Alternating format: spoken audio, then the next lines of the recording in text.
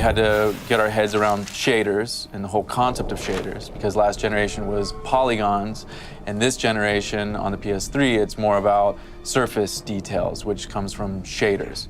So that's using any number of textures in conjunction to get a rendering effect on the surface of the polygon. So on the PS3, we had to take on a new concept of lighting. You know, HDR lighting, the high dynamic range lighting, gave us the ability to really stretch the values, that scale of contrast, lights and darks in image space to a broader range.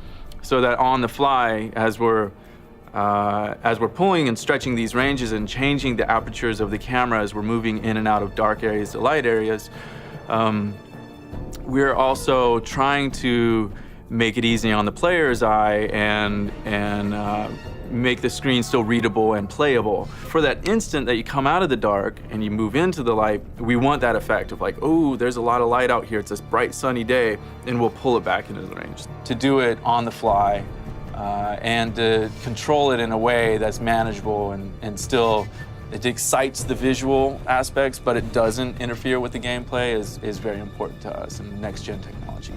PlayStation 3 is like, you know, allowing us to do these amazing things runtime.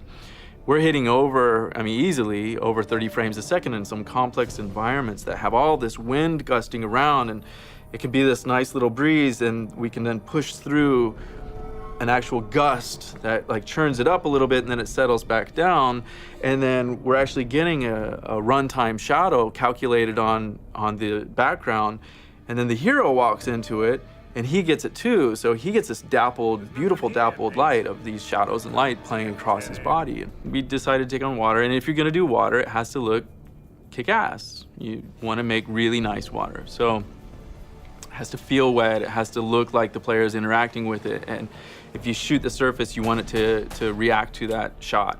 If you shoot near the surface, maybe there is some sort of an impact on the soil that you also want to kind of, that wind would impact, and we get that as well. And the water has to flow, it has to fall, and it has to break up, and it has to have volumetric particles at the bottom. It has to, water's hard. We have a volumetric shader that is used for our waterfall, so it actually has, what that means is there's a depth to it. Volumetric meaning it has a parallaxing effect. So we get a faster inner moving, a slower outer moving, and then we add volumetric particles on top of that of a mist. It's a pretty complex system. Without the PlayStation 3 and without Naughty Dog being crazy, I mean, we wouldn't be doing water, that's for sure, because it's crazy.